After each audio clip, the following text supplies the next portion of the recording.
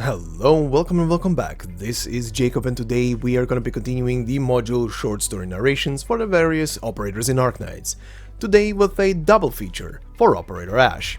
So in today's video we'll be covering both of the modules and their short stories and what they do for our dear operator. So let's proceed as always into these short stories first.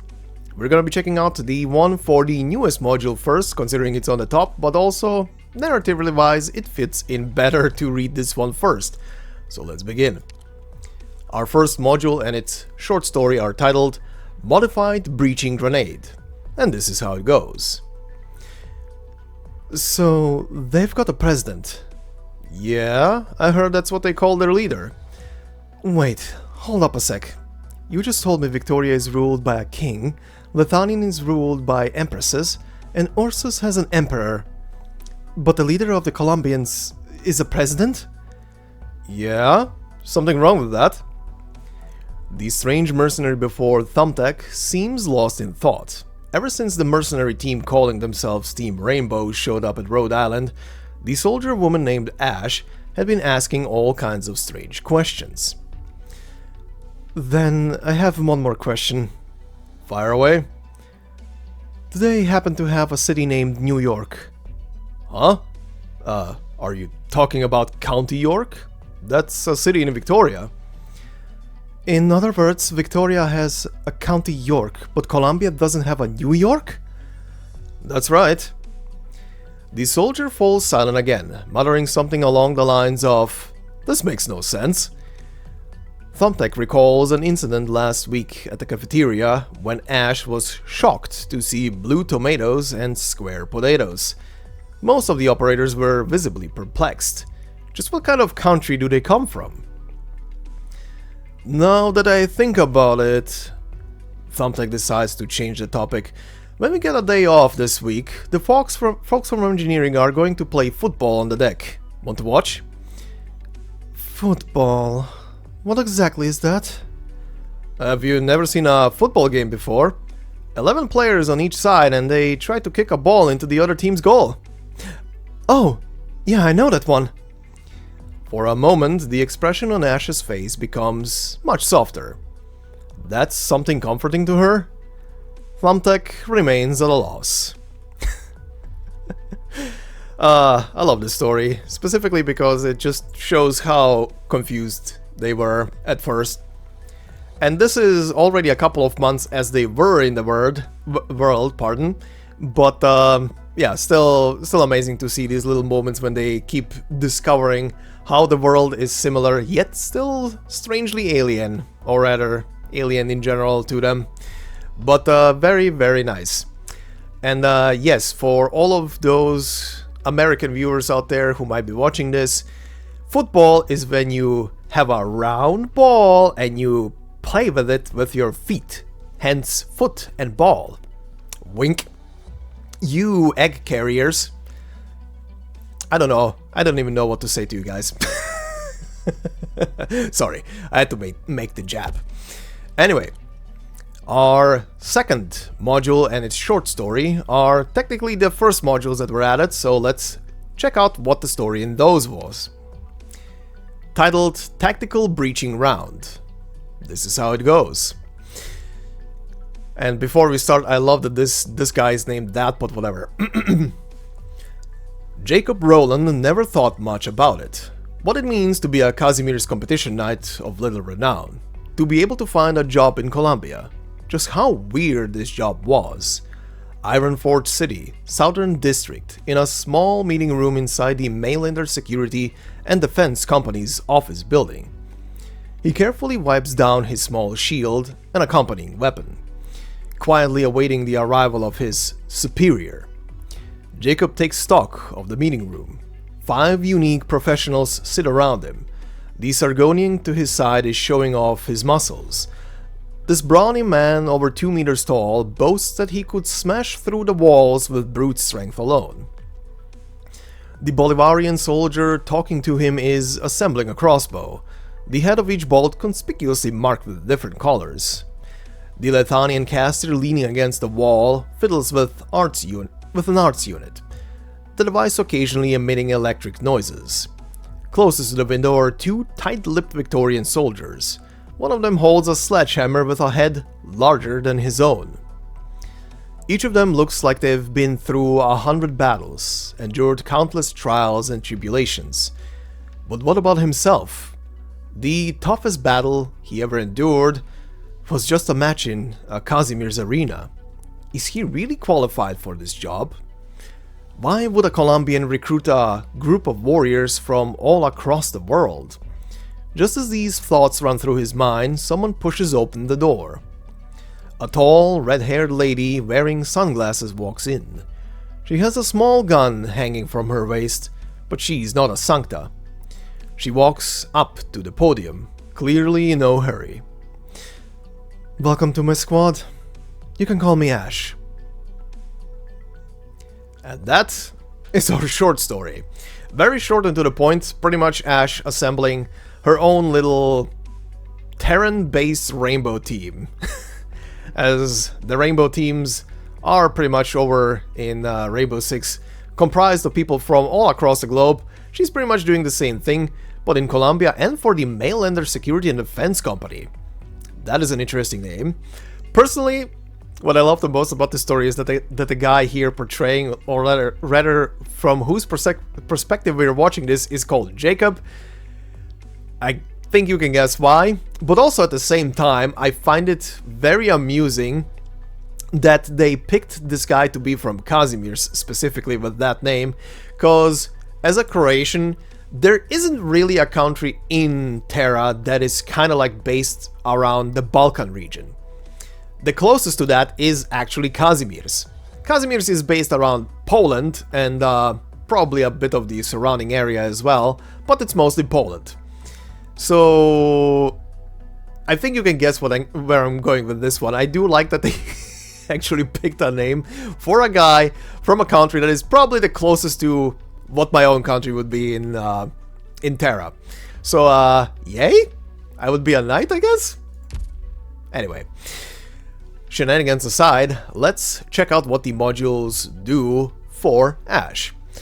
But first, let's check out her traits and talents before we head into that. Her basic traits and talents go as follow. Trait: attacks aerial enemies first. Makes sense, she's a sniper.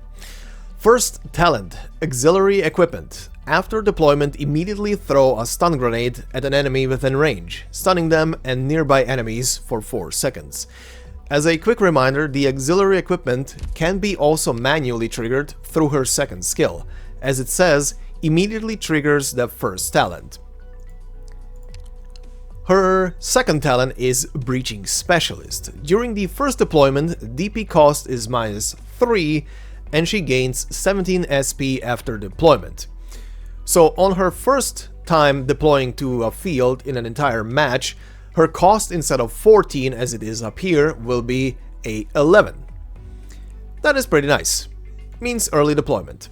So let's see what the modules do for Ash. Let's start with our original old module.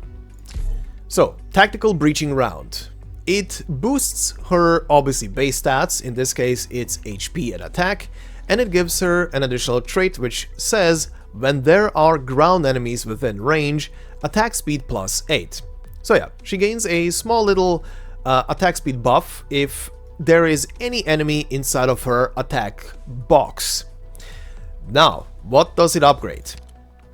We get an upgrade to her second talent, Breaching Specialist. Once again, this one reduces the DP cost for the initial deployment, the first deployment in a match, from 14 to 11, aka it reduces it by 3. On stage 2, that cost will be -4, and on stage 3, that cost will be -5. And outside of the base stats, that is literally all it's changing. Yes, you can deploy her a bit faster, which is nice. Her entire cost goes from 14 to a 9 on first deployment. Again, this is only on first deployment, including the SP gain immediately on that deployment. So yeah, this is, in my honest opinion, I'm gonna tell you right now before I even start comparing it to the first one, not worth. It's nice that you can deploy her a tiny bit faster and a tiny bit cheaper, essentially.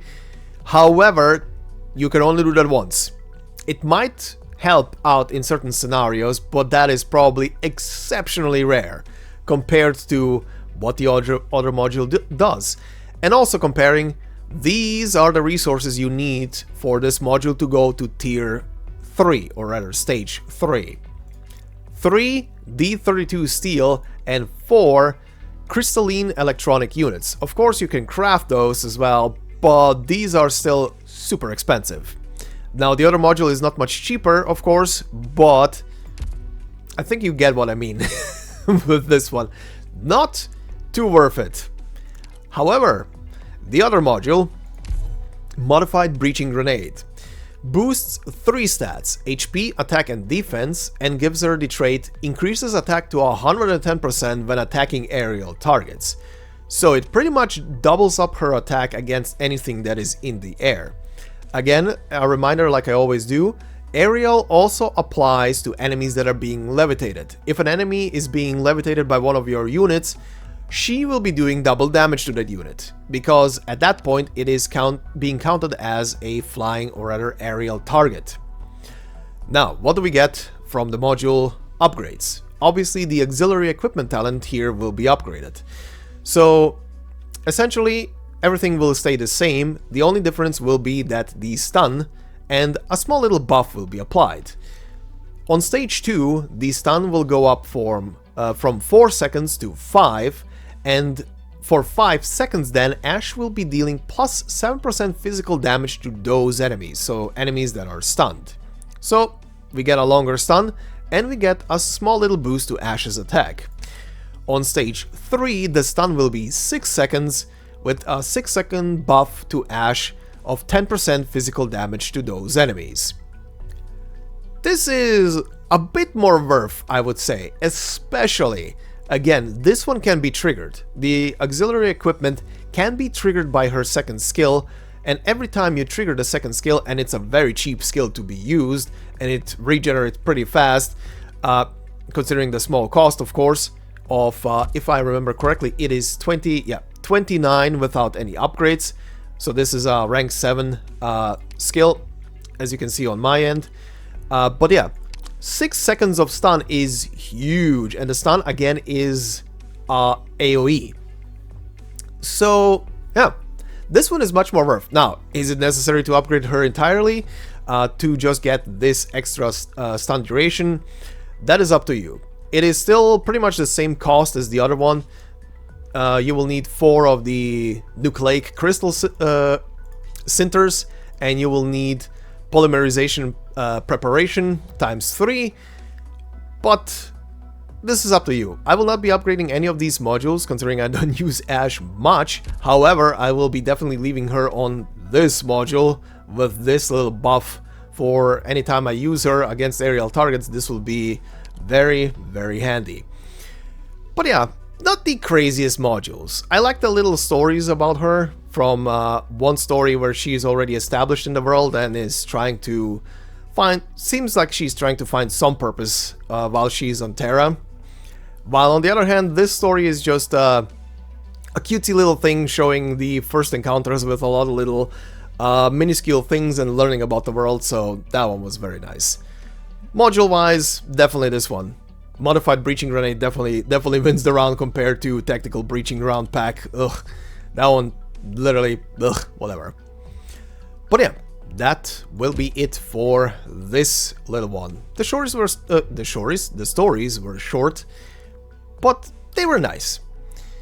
So then, next time we might check out one more Rainbow member once I decide on which one to do. But overall, thank you for watching.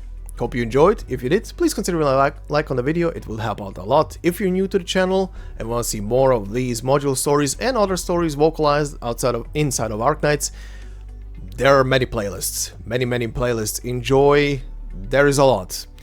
And of course, if you want to support me and my work more directly, there are memberships of the channel. And as always, no video will be behind a paywall. It is literally just there to support me and my work and the channel more directly. Thank you very much for all the members that are there, and hope you have a fantastic day wherever you are, and I will see you in the next one. Until then, bye bye.